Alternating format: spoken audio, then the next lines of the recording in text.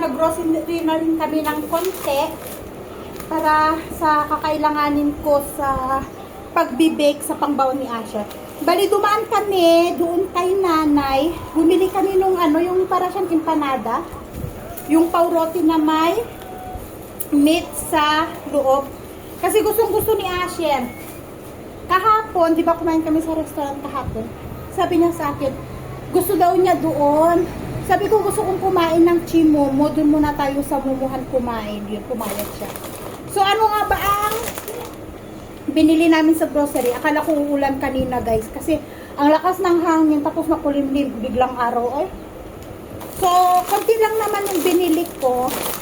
Bumili ako nito, chichirya. Dalawa. Masarap to.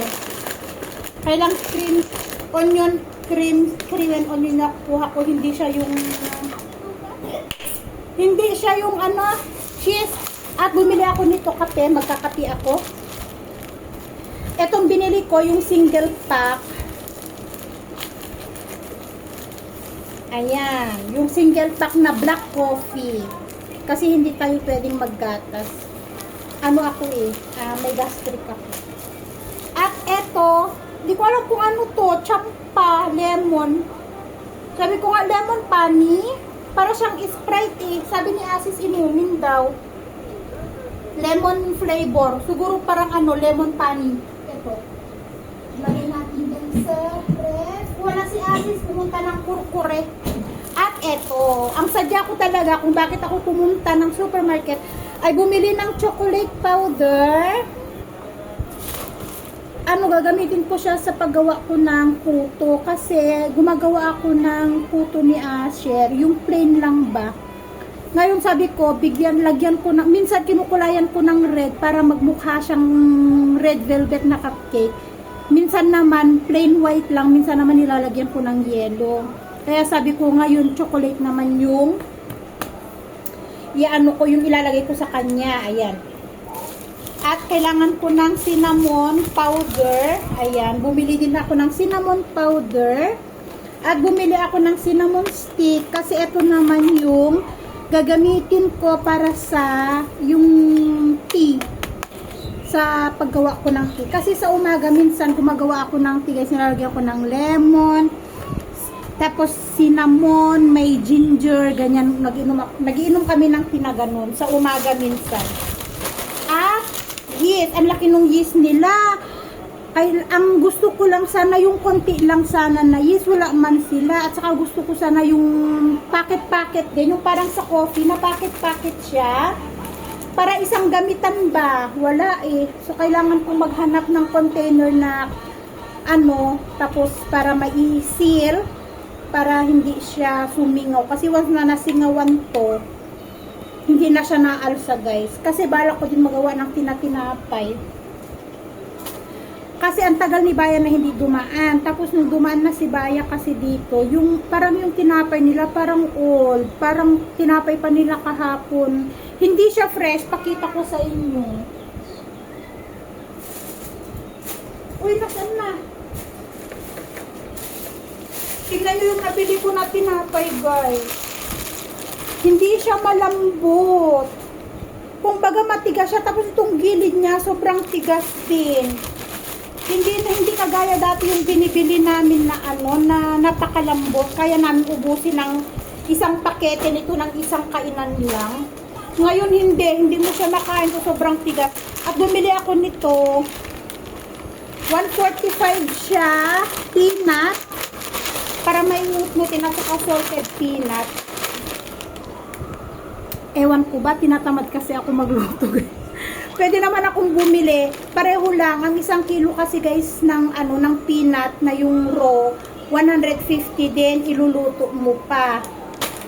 Tinatamad akong magluto. Lalo ngayon, napakainit ng panahon guys. Kaya sabi ko, bili na lang ako ng ng ready-made. Ito yung ito yung para siyang ano ba kasi ang tawag sa atin? Nutcracker. Parang yung sa atin ba? Ano kasi ang tawag nun sa atin? May tawag nun nakapak din na mani sa atin na may na may shell. Masarap yun Parang yung sa kahalo ng dingdong. Yun lang, manghang. Hindi ko nabasa. Hindi makain ng bata.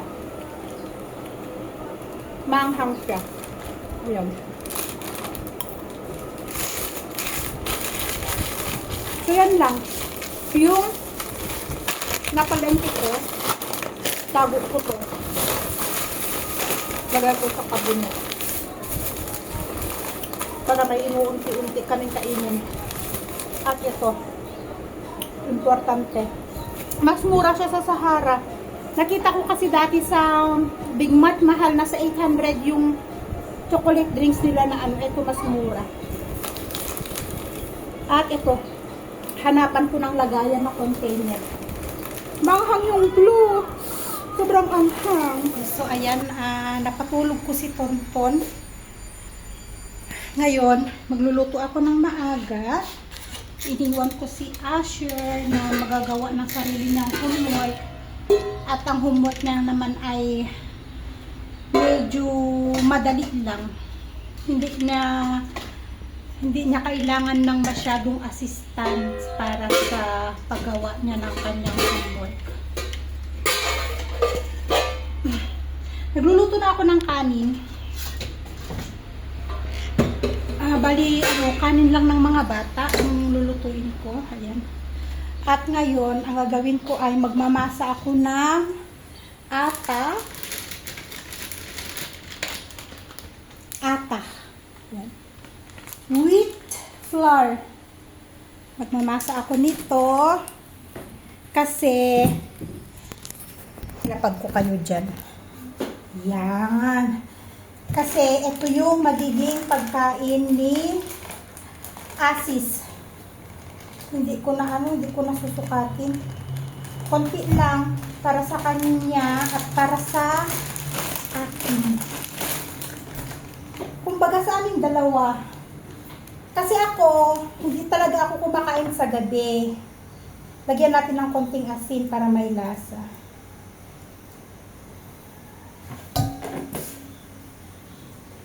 Hindi ako nagkakain sa gabi. Minsan, pag kumakain man ako sa gabi, gulay. Kung ano lang yung niluto na ulam. Pero, nagle-less ako sa kanin.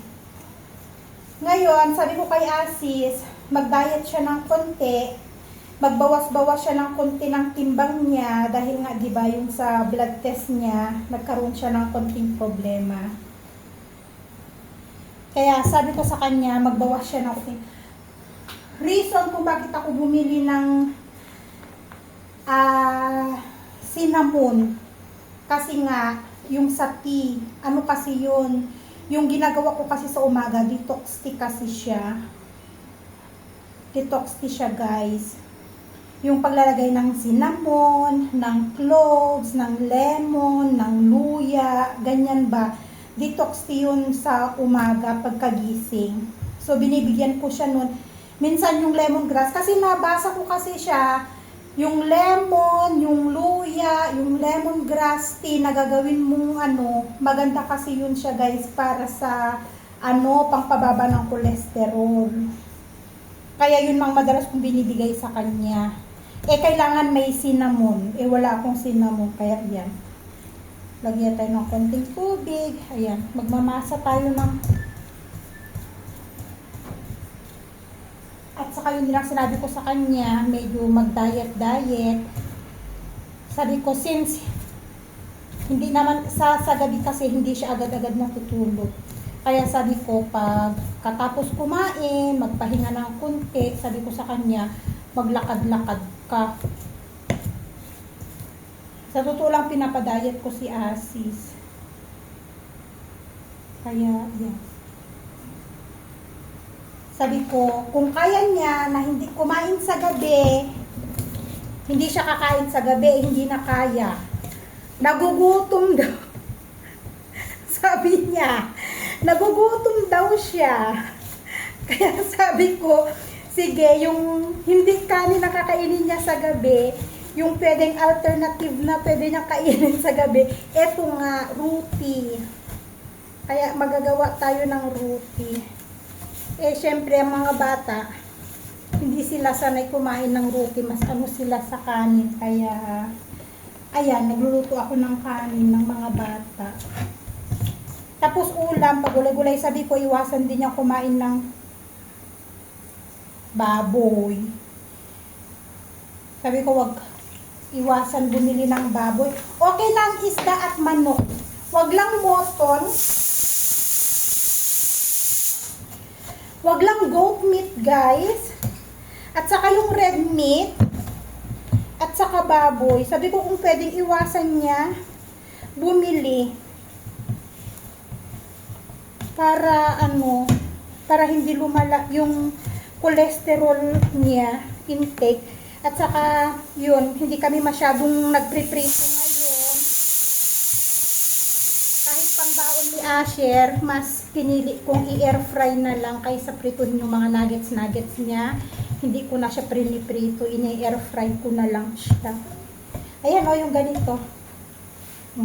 Okay na to, ganitong kalambot.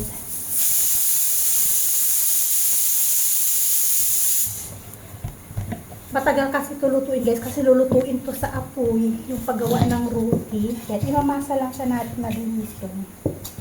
Tapos tatakpan natin, kasi mamaya pa natin ito lulutuin. Yan, at least namasa na natin. Ganun, bibilugin natin mamaya gamit nito at saka yung roti. Ito yung lutuan ng roti, guys.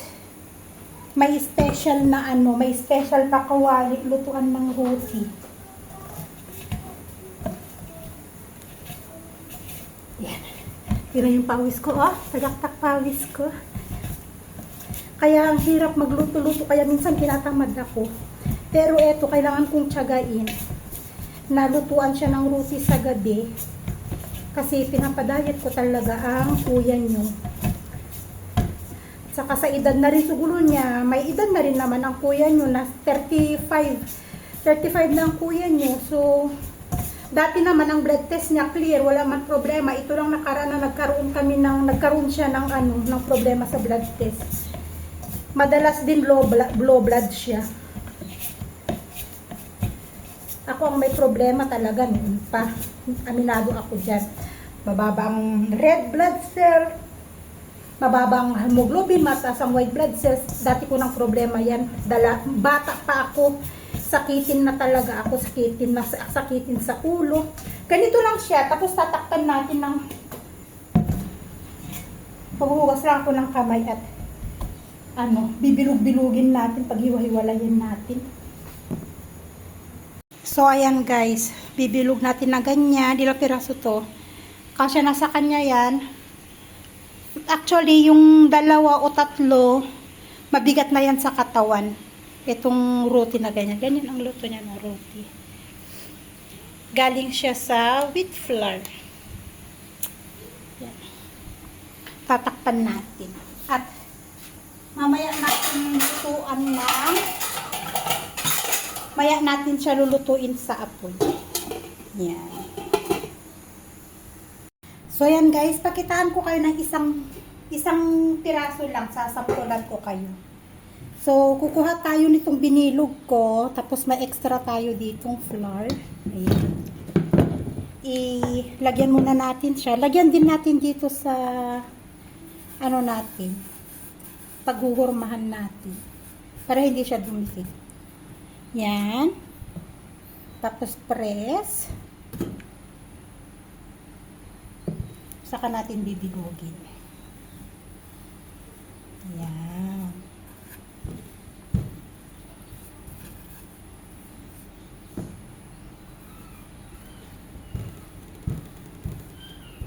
Sample lang to para makita nyo.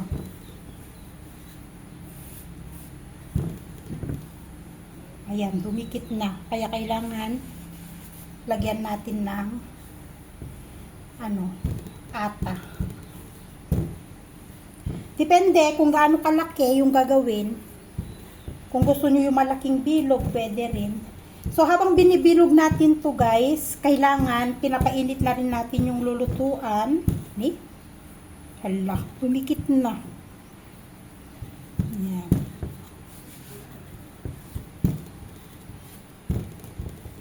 Yan. So, ganyan siya. Eto, sa paggawa nito guys, medyo makalat. Kakalat siya, mahuhulog yung mga ibang flour. Ayan, kagaya niyan. Makalat siya sa mesa. Yan. So, ganyan. Gagawin natin. Tapos, ito yung pan natin. Maiksing maano lang,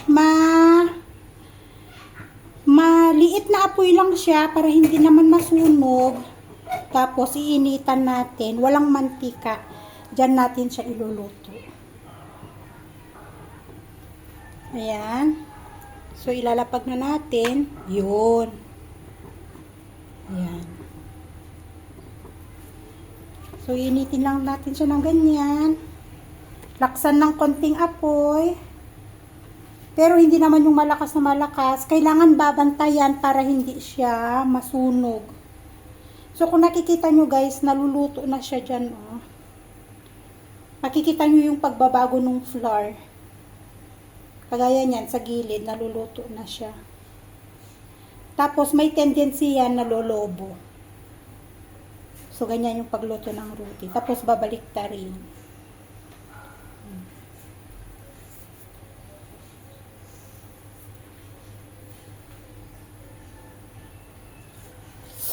Mainit lang. Ayan o, nakikita nyo? Nalobo na siya. Ayan. May konting lobo-lobo na.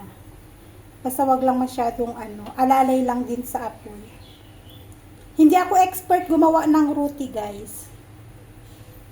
Tingnan nyo, hindi rin perfect na circle yung aking roti. Yan o, nakikita nyo, lumulobo na siya. Yan yun. Kaya alalay lang ang apoy. Para maluto din yung sa loob ng ating roti. O, diba? Mainit. Yung mga iba, may ginagamit sila na towel, na ipinapangganyan. Lalo sa mga Indian, kapag nagluto ang mga Indian ng roti. Kasi kailangan mong i-press yan para baliktarin natin.